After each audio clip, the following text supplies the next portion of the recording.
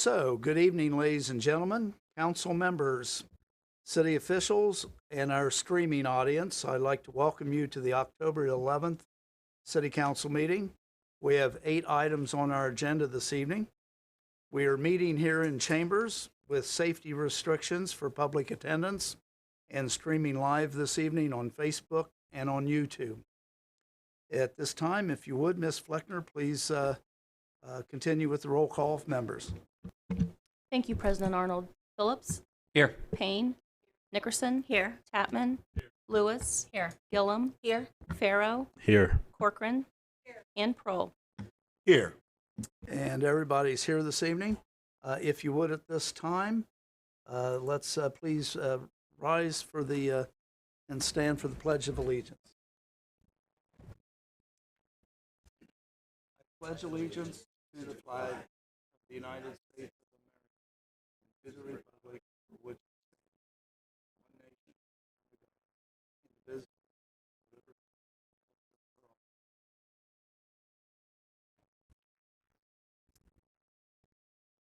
for all. The minutes of the previous meeting have been distributed for review. If there's no corrections, additions, changes, you'll have a motion to accept the minutes as they are by Ms. Nickerson, seconded by Mr. Phillips. Roll call on the motion to accept the journal. Phillips? Yes. Payne? Yes. Nickerson? Yes. Tatman? Lewis? Yes. Gillum? Yes. Farrow? Yes. Corcoran? Yes. And Prohl. Yes. And the minutes have been approved as they are. We'll start out going through our different reports of our committees, and we will start with Mr. Phillips. Thank you, President Arnold. Community Affairs does have one item on the agenda this evening. That is item number 2. It says an ordinance appropriating $7,500 for the Ross County Reentry Coalition. And so that will just go on to a second read. And I also held a committee meeting along with that, which is on tonight's agenda. We did hold a committee meeting over assignment 21-085. That is the review for community funding requests. Got a lot of good input from Ms. Spetnagel, from the committee members, other members as well. And so we're making some traction on that, and we will continue to do so and hopefully have some things to help us with the 2022 budget when it comes to requests to the city for funding, how to be more equitable and a better watchdog of those funds. And also just wanted to give a shout out to the City Tree Commission. As a resident of Brewer Heights, it was nice to see them over Friday planting a lot of trees up there, even one in my own front yard. And it's just, I think, going to be really awesome to see those mature, and they did a great job and timely on that this fall. So shout out to the Tree Commission folks. And with that, that concludes my remarks. Thank you. Thank you, Mr. Phillips. Moving on, we'll go to Human Resources. Mrs. Payne. Thank you, President Arnold. Human Resources does not have an item on the agenda this evening and no new information to report on. Thank you very much. Okay, thank you. Moving, we will go to Development. Ms. Nickerson. Thank you, President Arnold. Development has nothing on the agenda this evening, and we have nothing to report. Okay, thanks for your report. We will go to Finance, which is Mr. Prohl. Mr. Prohl. Finance Committee has 3 items on tonight's agenda. There is item number 1, which is at first reading, which is an ordinance allowing the city auditor to transfer appropriated dollars between salaries and fringes within the same fund if needed on an emergency basis for the remainder of the year 2021 and declaring an emergency. At the appropriate time, we will ask that we waive the 3-read rule so that this can be put into place to handle those fringes and salaries. We also have item number 3, which is at first reading, which is an ordinance appropriating funds for various end-of-the-year expenses and declaring emergency. I will also be asking that we waive the 3-read rule at the appropriate time so that these funds can be appropriated in a timely fashion.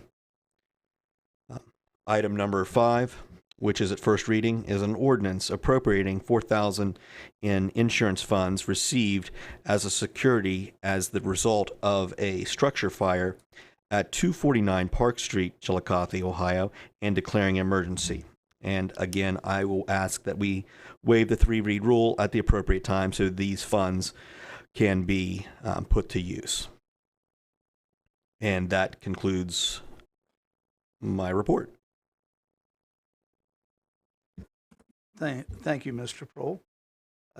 Moving on, we will go to Parks and Recreation. Ms. Corcoran.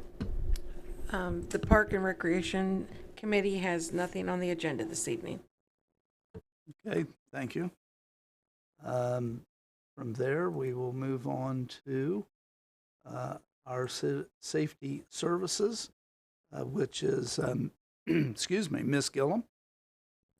Thank you, President Arnold. Safety Service has 4 items on the agenda this evening.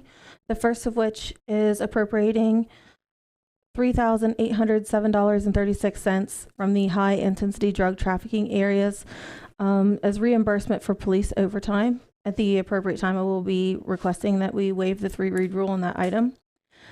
The second is an ordinance accepting and appropriating grant funds in the amount of $750 for the Fire Department Senior Home Inspection Program. And at the appropriate time, I will be requesting that we waive the 3-read rule on that as well. The third is an ordinance appropriating $4,886 for the purchase and replacement of chairs for the Chiillicothe Fire Department. We're going to go ahead and let that go for a second read. And then the last item will be an ordinance appropriating funds in the amount of $41,000 for repairs to Fire Station 4, including roof replacement, door and window replacement, and additional repairs, and declaring that emergency. And I will be requesting that we waive the 3-read rule on that. Those funds are some of them that we did open up due to us taking the new fire station off the agenda. And that is all I have to report. Okay, very good. Thank you very much. Moving from there, we'll go to our city service and transit, which is Ms. Lewis. Thank you, President Arnold. City Services has no items on the agenda tonight. The special committee meeting that President Arnold, you assigned, we met last week, the legislation number 21-089, in regards to the exploration of a public art committee.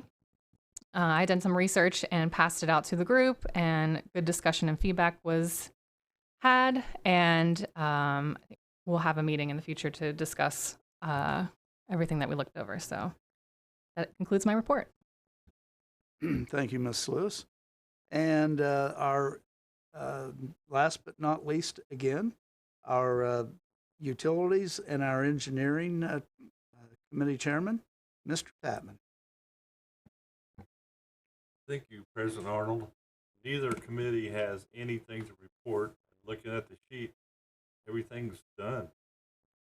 I don't have anything. Thank you. Okay, very good. Thank you, Mr. Tatman. From here, we'll go to the reports from our officials, and we'll start with our mayor, Mr. Luke Feeney. Thank you, President Arnold. I'm actually without comment on any of tonight's items. Council will be appreciative of that with 8 items. And I'll just go into a couple city updates. First of which is you might be seeing some progress on demolition. The tin shed in the park has come down.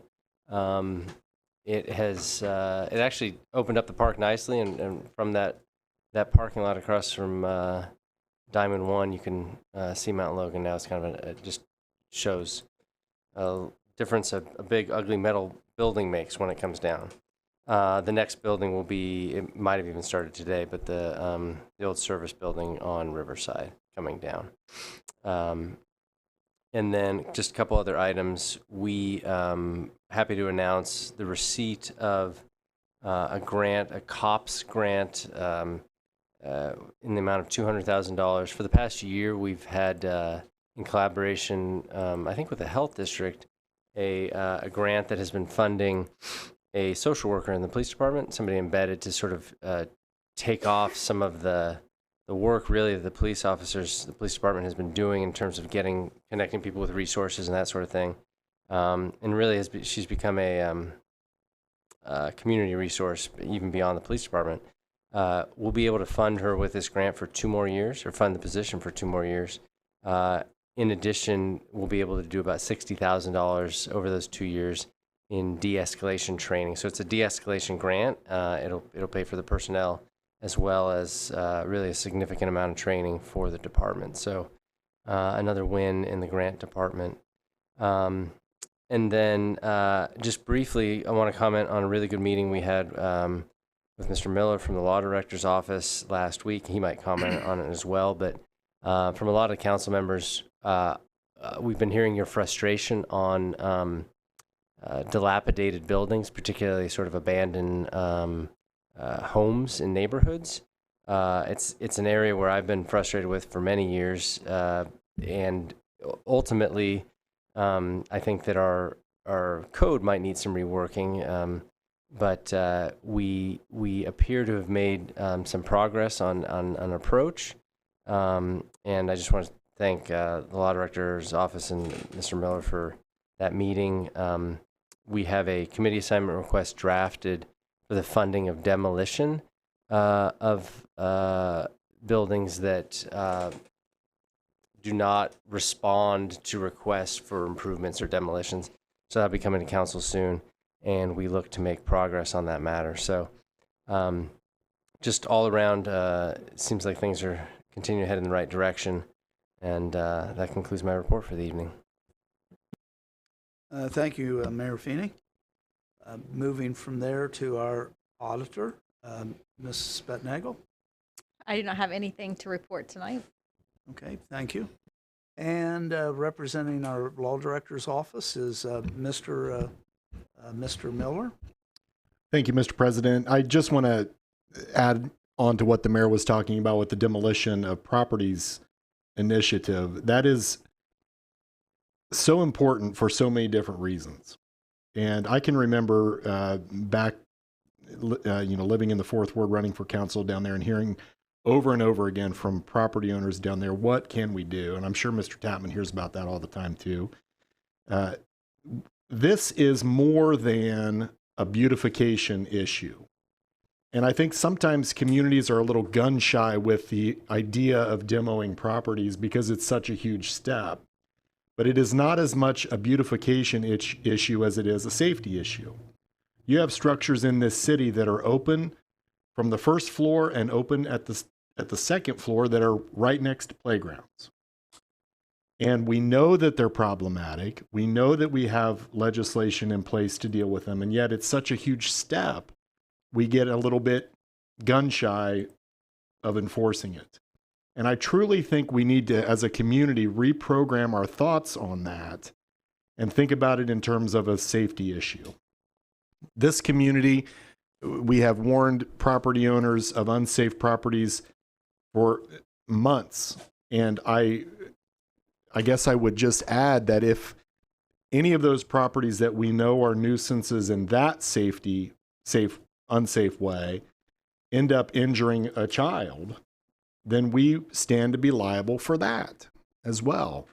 And so it is really a safety issue more than a beautification issue. And for that reason, I truly think the community needs to reprogram the way they feel about that. We're never afraid to replace windows or replace a roof. And what we're basically doing is correcting and abating safety issues on just a slightly bigger scale. And quite frankly, some of these property owners that aren't a part of this community might be thankful for that initiative, truthfully. We have laws in place. We spoke with the mayor and everybody involved in it last week about, was that this week? It was this week, I think, about how just to follow the law to make it happen. And I encourage you to do that. We have laws in place in this city for a reason. They are solid laws, and if we follow them, we are okay in following them. And I just really want to encourage you to kind of grasp that concept. The other thing I wanted to talk about just briefly, Councilperson Gillum and I have been talking a little bit about the livestock within the city limits issue that's kind of been on the table and discussed for quite some time. She and I have worked a little bit together in trying to make that a thing. I actually had some experience in another community with drafting some legislation like that. And so I know she is actively looking at that and trying to figure out what we need to add, subtract, or modify from things I've seen work. And she's looking at that very closely to make that happen as well. And the last thing I wanted to say is I really want to encourage the city residents to pay attention to the community arts initiative that Councilperson Lewis has put out there.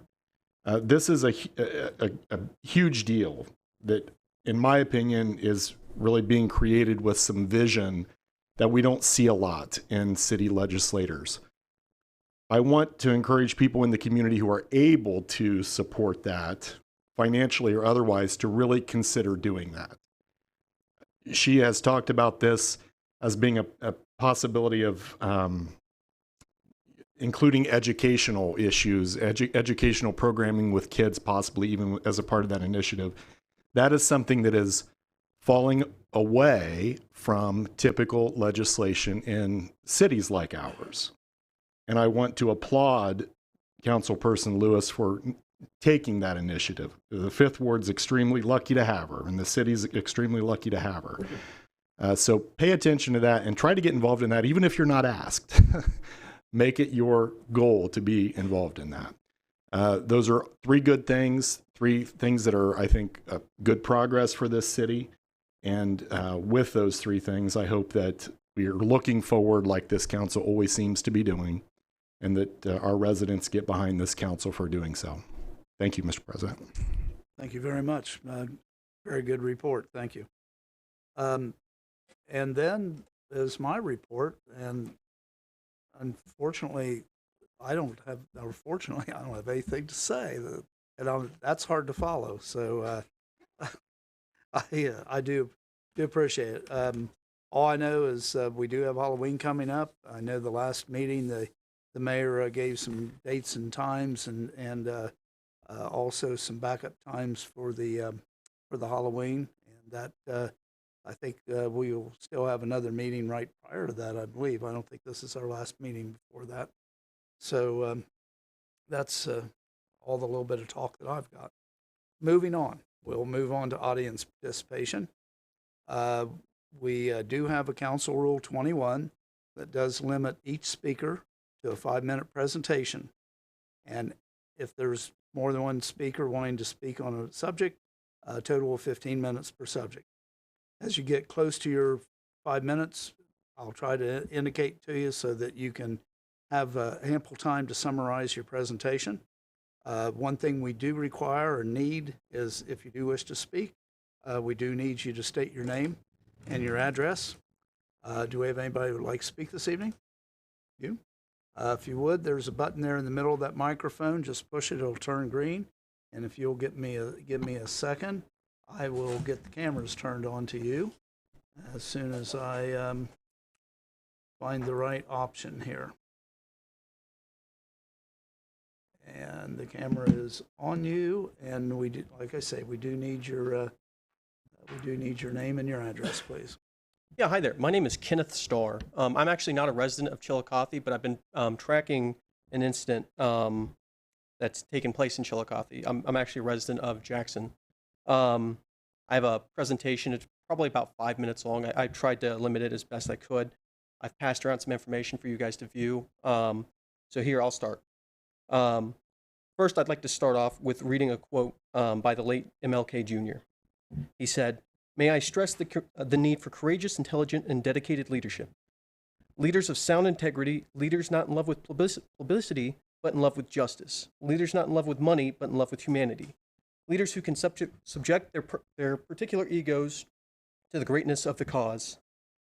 That is the cause I'm here to promote today is accountability. On the third day of September, Officer Arbogast of the Chiillicothe Police Department was involved in a car accident on East 2nd Street. Arbogast reportedly was traveling 60 miles an hour with no lights and no sirens on, in direct violation of Chiillicothe Police Department Policy 108. Arbogast went slightly airborne when he crossed the railroad tracks, which caused him to lose control of his cruiser and strike a parked vehicle. Arbogast then overcorrected and struck a second car. In total, Arbogast totaled 3 vehicles and damaged a 4th. After I finished the videos of that night, I continued on to reading the incident report that was drafted by Sergeant Shanks 4 hours later.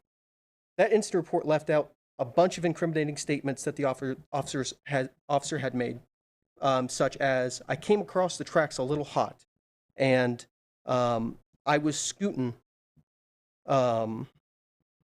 And there was also several other key components that are required to be in that incident report pursuant to Policy 29. I proceeded to finish reviewing those items that were supplied to me, and I realized that I had not received a memo. They address it as, they call it a memo in their policy, that should have been drafted by the investigating sergeant, Shanks, and sent to the chief of police within 24 hours of the incident. I then went back to the Chiillicothe Police Department and asked for that memo. I asked Captain Short why I was not supplied that memo in the first place. He refused to comment.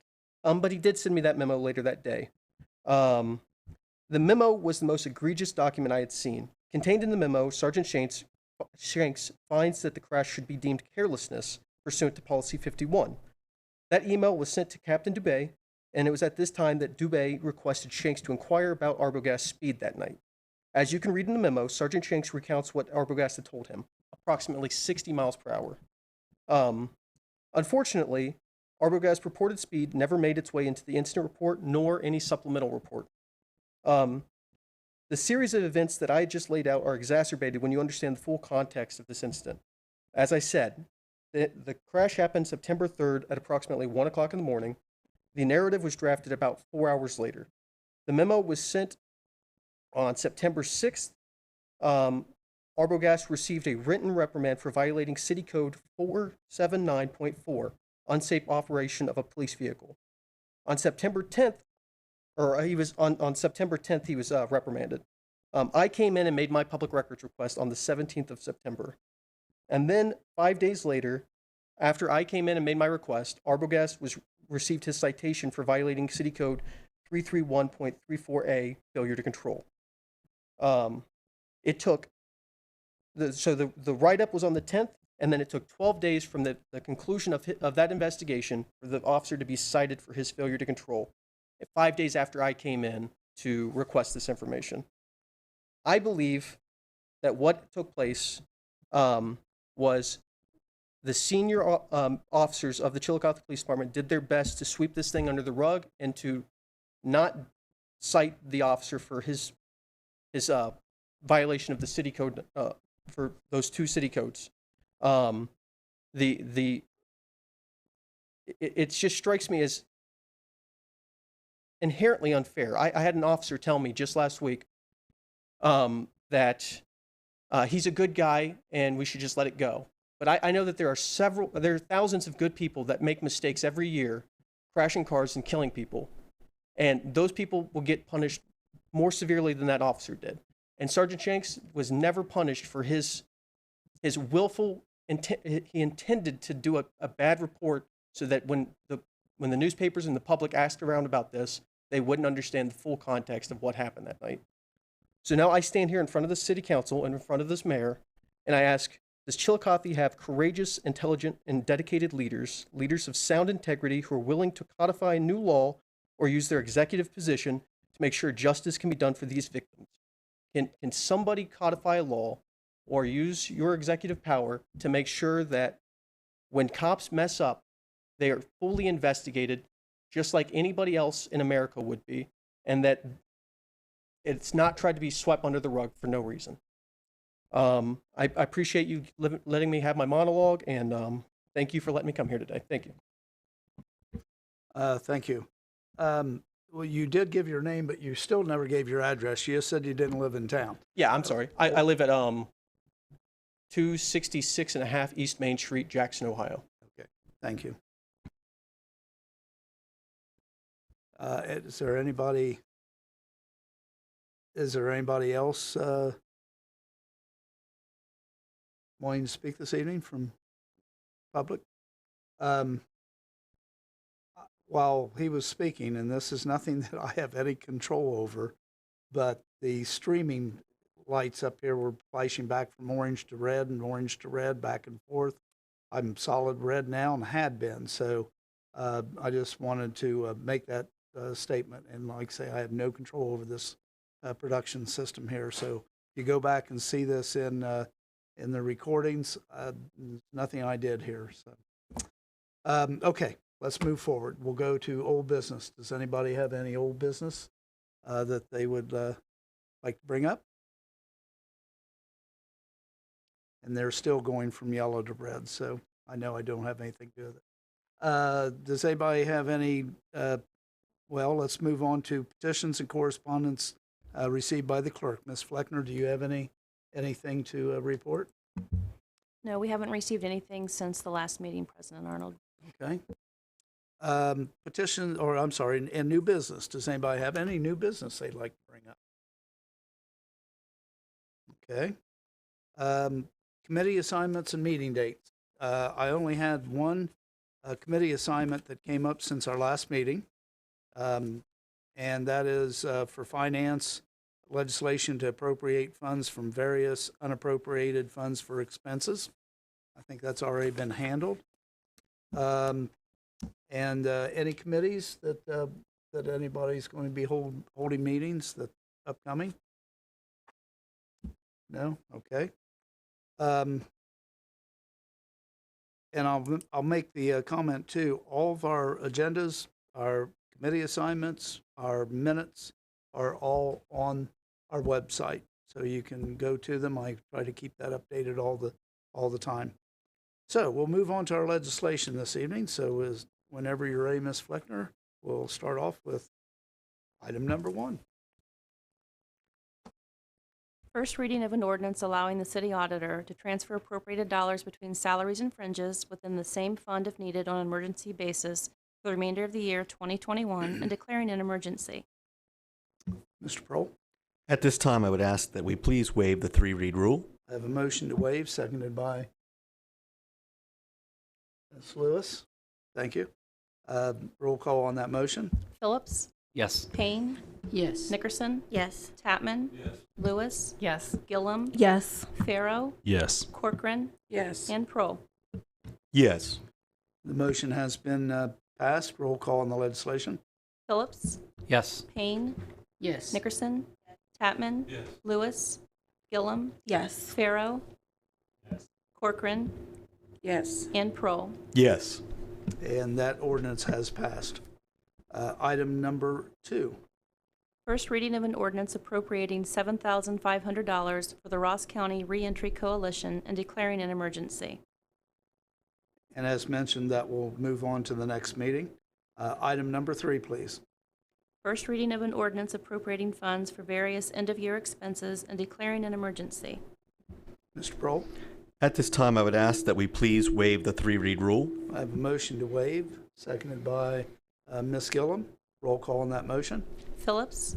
Yes. Payne? Yes. Nickerson? Yes. Tatman? Yes. Lewis? Yes. Gillum? Yes. Farrow? Yes. Corcoran? Yes. And Prohl. Yes. That motion has passed. Roll call on the legislation. Phillips? Yes. Payne? Nickerson? Yes. Tatman? Yes. Lewis? Yes. Gillum? Yes. Farrow? Yes. Corcoran? Yes. And Prohl. Yes. And that ordinance has passed. Item number 4, please. First reading of an ordinance accepting and appropriating high-intensity drug trafficking areas HIDTA funds in the amount of $3,807.36 as reimbursement for police overtime, accepting and automatically appropriating all HIDTA reimbursements to the police overtime salaries fund and declaring an emergency. Yes, Ms. Gillum? Thank you, President Arnold. At this time, I'd like to request that we waive the 3-read rule. I have a motion to waive, seconded by Mr. Prohl. Roll call on that motion. Phillips? Yes. Payne? Yes. Nickerson?